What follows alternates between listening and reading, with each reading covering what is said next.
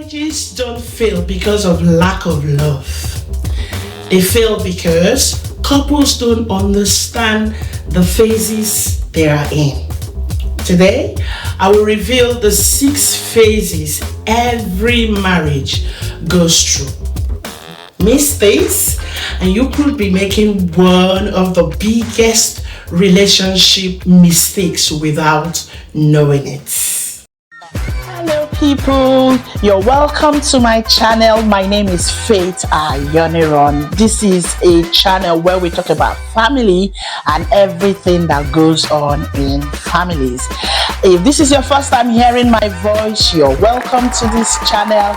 Do well to press the subscribe button, and to my returning subscribers, I love you. Do well as well to like this page, share, and also follow as usual. Thank you. Established in our previous video the first 3 phases in marriage or of marriages. We talked about the dream and the honeymoon phase. Remember the butterfly phase? We also looked at the reality and discovery phase, when you begin to discover who your partner is outside the romance or behind the romance. Remember, we talked about the adjustment phase, the power struggle phase, where you start seeing some conflicts and you're wondering, is this what I've gotten myself into? Okay, today we are looking at the remaining 3 phases. We'll be looking into it and learning more from it as well. But before I proceed, I need us to note that there are no time frames, as to when couples move from the different phases. So we're not like in this 2 years, 2 years, 3 years, you're going to move from one phase. No, there is no time frame at all. Couples navigate each of these phases faster, some cases, or could even dwell in a particular phase longer than expected, or may not even complete all of these phases. It all depends on the level of knowledge you get and then the application. Okay, so we're going to be looking at the 4th phase, which I call the stability phase in marriage. Here couples who successfully walk through the power struggle phase that we just talked about in our last video often enter a season of greater peace at this phase. Stability and understanding is its stability stage or phase. At this point, the goal is no longer to change your partner into the person you want them to be. That kind of thing. I want him like this. No, it's no longer the goal. Instead, you're looking at, okay, we're beginning to learn how to accept each other properly, how to work together. How do we manage these differences that we have seen in a healthier way? Rather than argue and fight, how do we understand ourselves? You start realizing that marriage isn't about winning arguments. Enough of all the arguments. How do we, stabilize this thing? We are in for it. It's now about protecting this relationship. We're in this relationship now. How do we get it to work? At this phase, and everyday life of this phase may look like, okay, rather knowing, at this phase, start knowing which issues are worth discussing and which issues are better to go. You let some issues go. It's not everything you argue about in this phase. You begin, being able to disagree without worrying that the marriage is falling apart at this phase. Understanding your partner's strengths, you begin to understand their weaknesses, you begin to understand their emotional triggers, because this is very key. Start giving each other grace during stressful seasons, because they will come. I'm talking about the stability phase. These things will come. So for example, instead of getting upset because your spouse forgot to pick up something from the store, rather before you could get upset and stuff like that. But in this phase, you might start recognizing that no, they've been under pressure at work, start making excuses for them, or probably they are dealing with something mentally. You begin making excuses so that these arguments don't come. There is less blaming and more understanding in this stability phase. Okay, there is less defensiveness. defending rather than just accepting and moving on. There is more patience in this phase.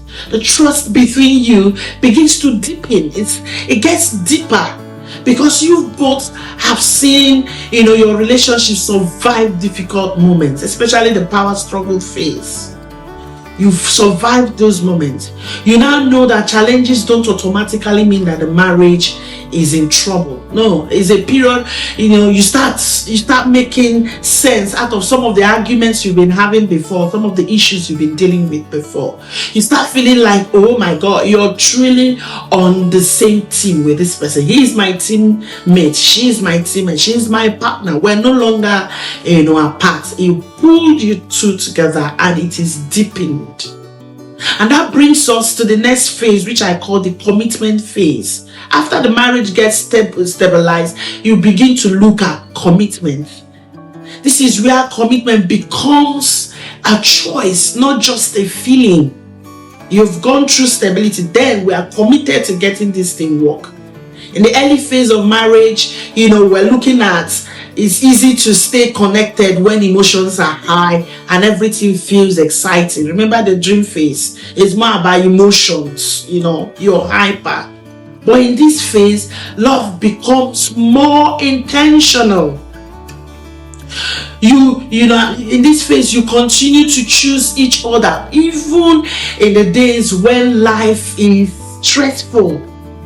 It's no longer, even when life is busy or challenging, you begin to choose, each other.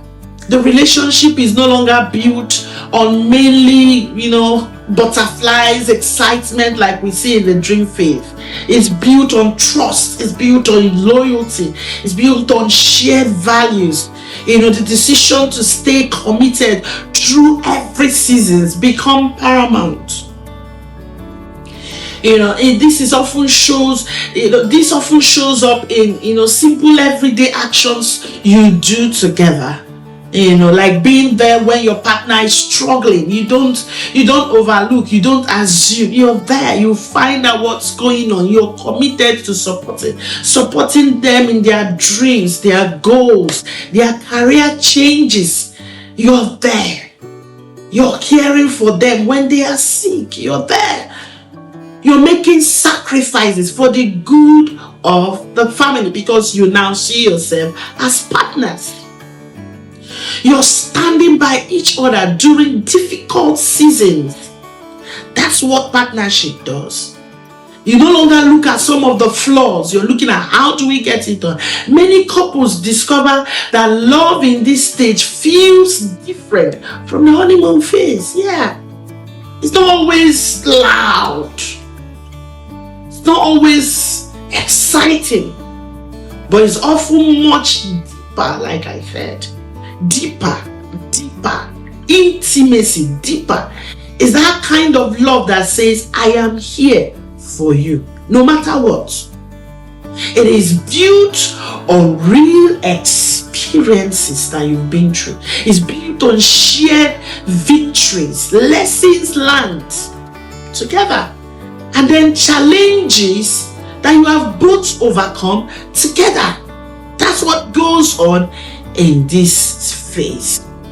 And then that brings us to the final phase, which I call the growth and the co-creation phase.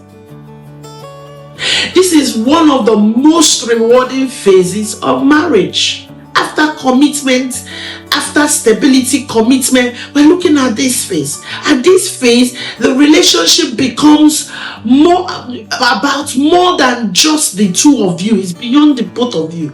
You begin building something meaningful together. It's a co-creation. You're both creating something together. Instead of asking, questions like, what am I getting from this relationship?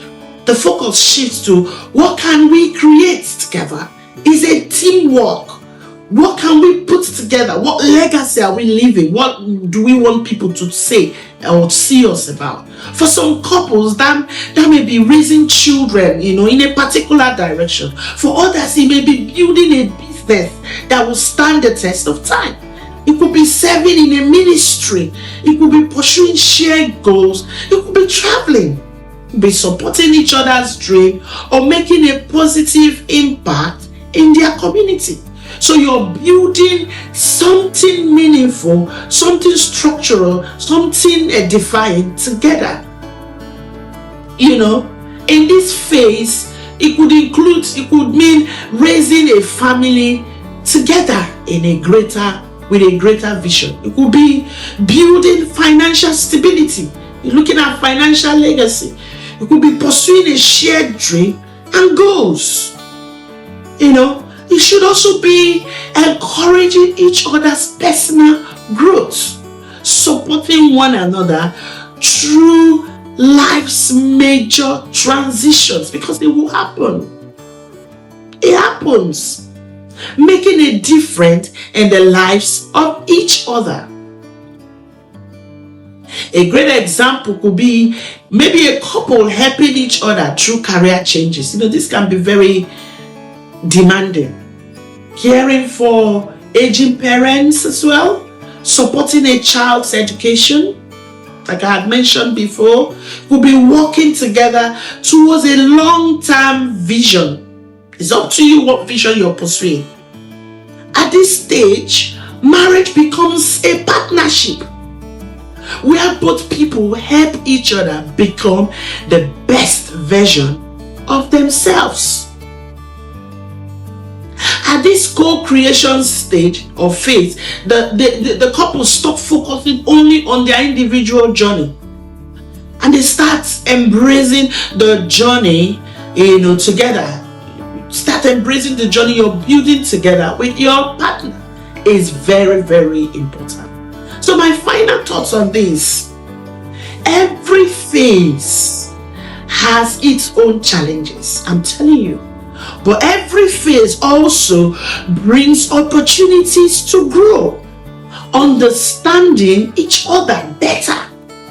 It also deepens connections and strengthens you and your partner together. Honestly, marriage is not a destination where everything suddenly becomes perfect. No, it's not. It's a journey. Marriage is a journey. It's a journey of learning together, growing together, adjusting, forgiving each other, loving each other, and choosing each other again and again and again through every season of life.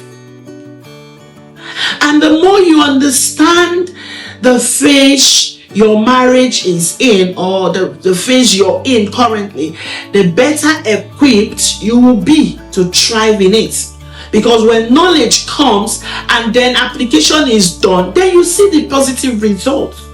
So in conclusion, I would say that marriage is between two adults, two people that have decided to make an unending commitment and are intentional in seeing their marriage work. This is the most underlying principle when it comes to marriage. Two adults coming together in agreement, in commitment, intentionality to ensure their marriage works. So the question now is, have you discovered what phase you think, or what phase your marriage is in right now? Have you seen some of the challenges? Do you know some of the struggles you're facing? Can you identify what phase you're in? Your marriage could have been 5, 10, 15 years, but you're still at the honeymoon phase. Your marriage could be 3 years and you're still at the power struggling phase. Your marriage could be 10, 15 years and you've not gotten into the stability phase. So it's a time for you to look deep and ask, what phase am I in right now? What phase is my marriage? What are the knowledge I need to get? How do I apply the knowledge in my marriage? How do I bring God into my marriage? Or how do I get the right counsel in my marriage so that I can enjoy it? Marriage is meant to be enjoyed, not to be endured. I believe marriage should be enjoyed. So please do this assignment. Look inwards. Be intentional in your marriage. Stay committed in your marriage. There is no better marriage out there. There is no one that is better than what you've got. Sit down in your own and find out what are the issues. Where does it come from? Where does it fall in? What knowledge do I have to bring into my marriage? The both of you working together, you will create something magnificent that people will want to emulate what you've built together. Your children will look back into that marriage and will want their own marriage to look like that. Rather than your children rising up to say, no, if marriage is like my parents, I wouldn't want to marry. Enough of the, half-baked marriages that we hear. Marriages go through challenges. When you go through a challenge, it doesn't say we need a divorce or we need to stay apart. We need to first of all intentionally look at what the problem is. Do our best to get it to work. And believe you me, with God in your marriage, with the knowledge in your marriage, and then all the applications, you will make a successful marriage. Until I see you again in my next topic, please stay connected. Like this page, share it. You never can tell who you're helping. Follow us, and you'll be hearing more meaningful discussion from me. Stay connected. I love you all. Bye for now.